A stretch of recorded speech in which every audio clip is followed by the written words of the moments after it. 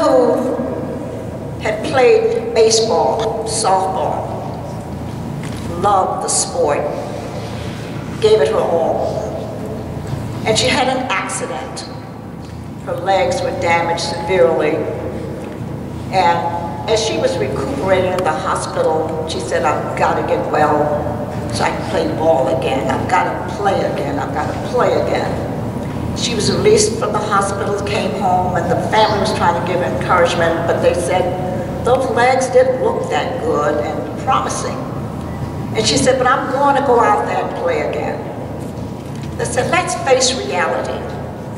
How are you going to play ball and your legs are not going to be that strong? She said, Dad, if you hit home runs, you don't have to run. Isn't that beautiful? If you hit home runs, you don't have to run. Mr. Governor, we hope your next years will give you the greatest opportunity to hit a whole lot of home runs for the state of Georgia. I do, Governor.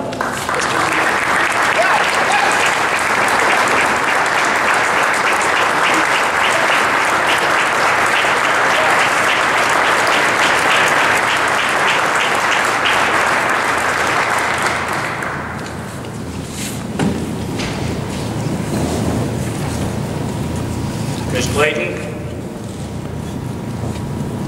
Lieutenant Governor Cagle, Speaker Ralston, Secretary of State Kemp, distinguished members of the General Assembly, King family, other distinguished guests here today, ladies and gentlemen.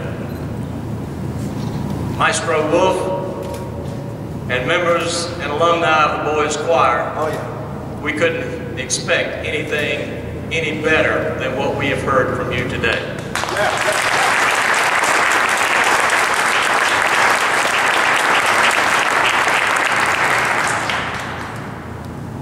Sandra and I are honored to be with you today, and as we were listening to you warm up before the ceremony, I had the feeling that after being in office for only a very few days that they had sent a choir of angels to come get me. I was glad to learn that that was not the case. Ms. Clayton, when Sandra and I were first dating, she had a Rambler automobile just like the one you described that Dr. King had. It took it a long time to warm up, but whether or not the windshield wipers were going to work was always a question mark. So I have an appreciation for your story.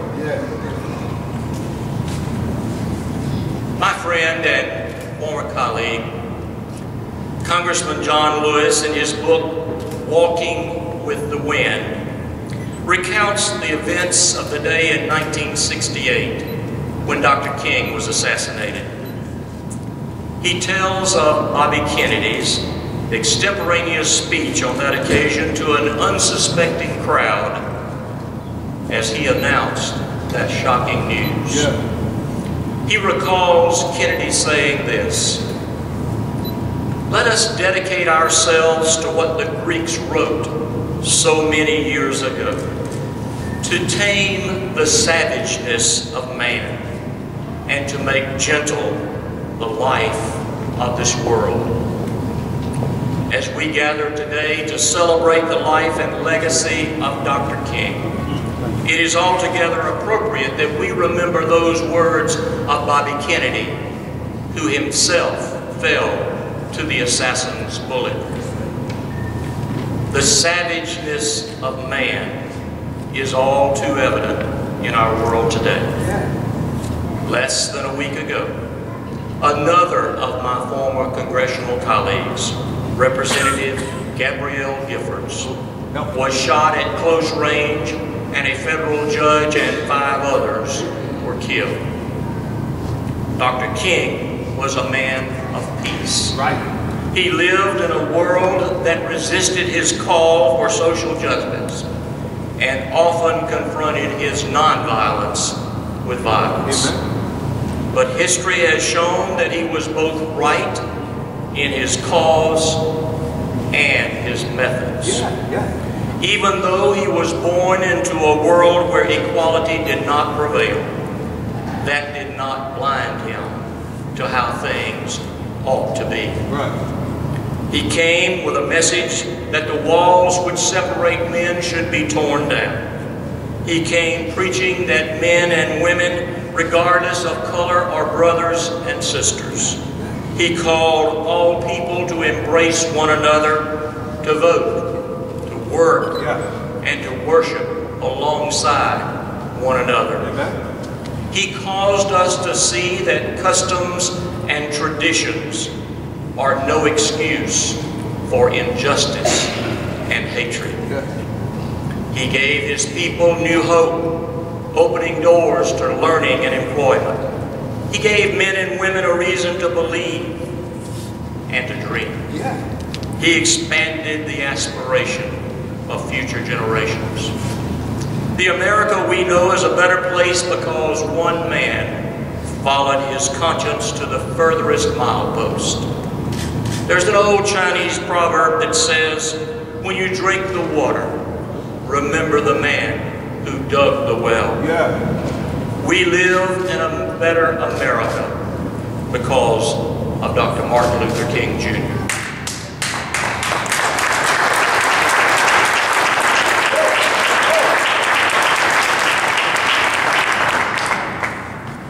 Ralph McGill, the long-serving publisher of the Atlanta Constitution and renowned editorial writer, once said of Dr. King that in death he remains a goad for the nation's conscience. Now, goad is not a word that you hear used much anymore.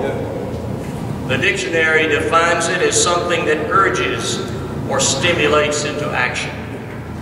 Let me give you a modern-day illustration. Most of us have cell phones. Mine has my daily calendar contained on it. 15 minutes before an appointment, it will remind me. I can set it for an audible signal at either loud, normal, or just simply quiet. Or I can set it on vibrate only, or I can simply turn it off. Most of the time I set it on vibrate only. It's my goad. If Dr. King is the goad of our nation's conscience, what is the goad of our conscience today? When we see injustice or violence or hate, what is going to stimulate our conscience and urge us to take action?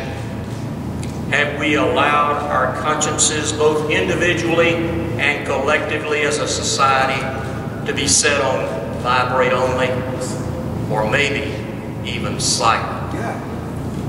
If we want to honor Dr. King, then we must work for those ideals for which he gave his life: human dignity, political equality, and individual responsibility.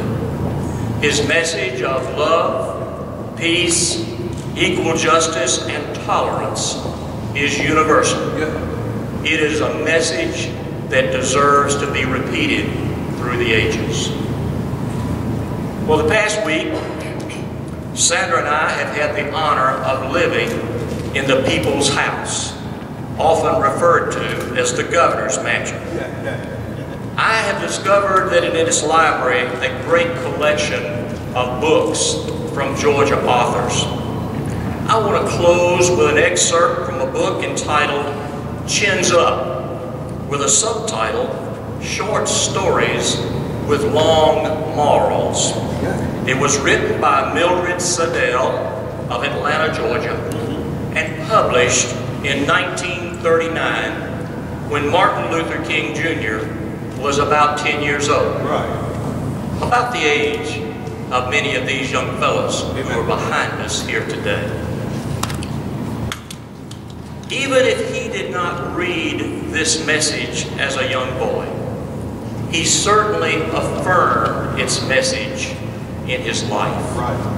The passage reads as follows: Great men don't hate. They are too busy with their accomplishments. Hate flourishes in the breast of those who have time to feel their wrongs. Hate is the weapon of the defeated. Love, that of the victor. Yes, sir. No man ever won by hating. No, sir. But many have conquered by loving. Yeah. Today, we remember and honor Dr. Martin Luther King Jr., the man, the work, his legacy. Yes, sir. I am now pleased to present to the family of Dr. King this proclamation declaring Monday, January the 17th, 2011 as Martin Luther King Day, Jr. in Georgia. If you would please come forward.